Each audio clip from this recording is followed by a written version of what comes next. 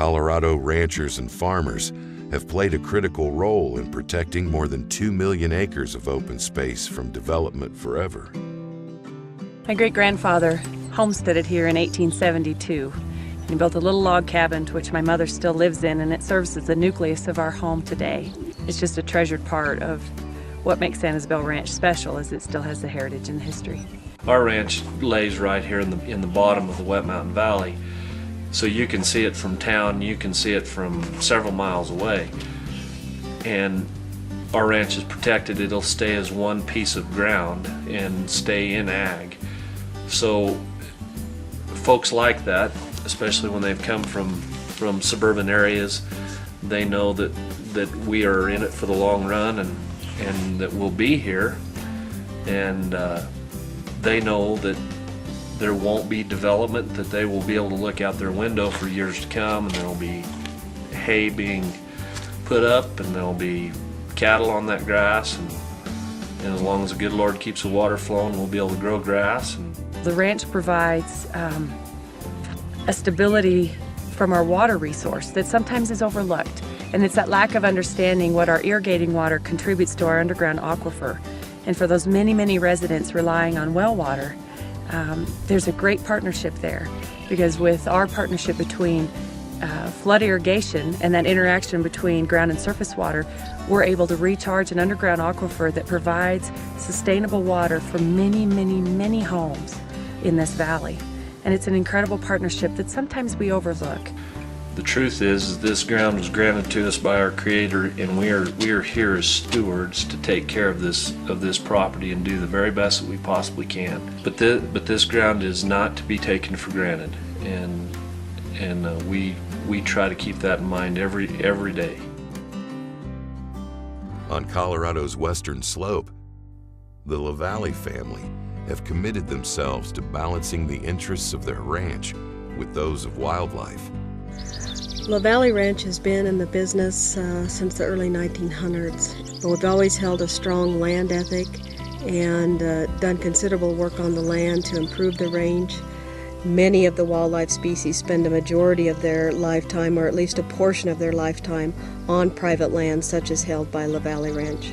The Gunnison sage grouse are on several of our parcels of land, as well as our BLM allotment.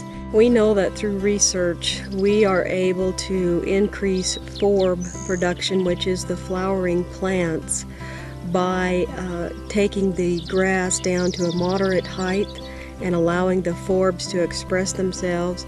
The Gunnison sage grouse chicks and the hens actually utilize the forbs for their early nutrition after about 3 weeks of age. So when we graze moderately and we defer our grazing plan for those birds, then we actually increase not only the grass production but the forb production, particularly for the birds. Whatever we do to enhance bird habitat has been good for livestock habitat, and our rotation with our livestock has been really good for the sage grouse to repopulate. We've done some brush manipulation, we've done some reseeding, we've put in over 15 miles of livestock water line to water our livestock and water sage grouse in country that didn't have water.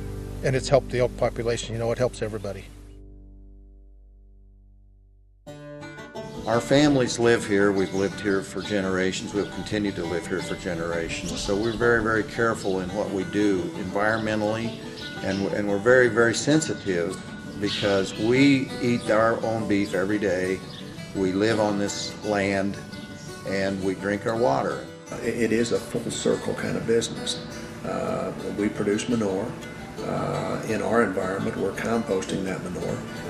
So the compost is then land applied on land that we own, and then through the use of best management practices, and then the crops are harvested and fed back to the cattle, and in turn the cattle create or produce manure, and the cycle starts over again.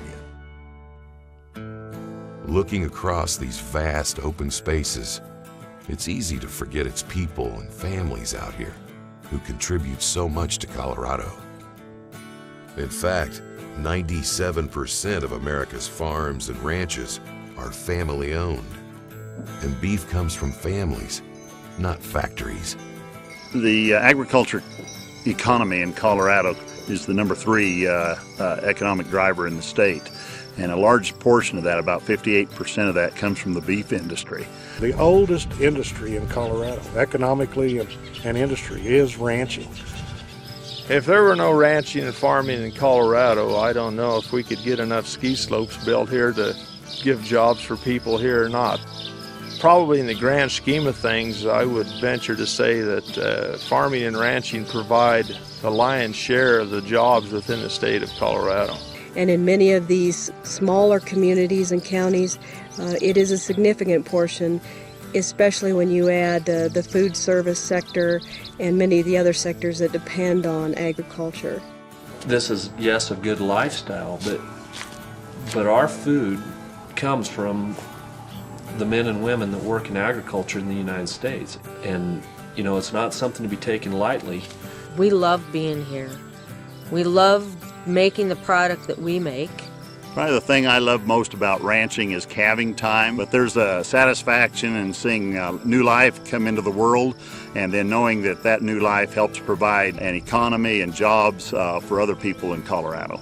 For us, it's just a great understanding of the love for the land, a love for the animals, and really to have those who haven't committed their lives to agriculture remember how viably important agriculture is to the economy of the state and the nation, but also to the quality and the way of life and our understanding of where our food and fiber truly comes from and where the majority of our natural landscapes are managed and cared for.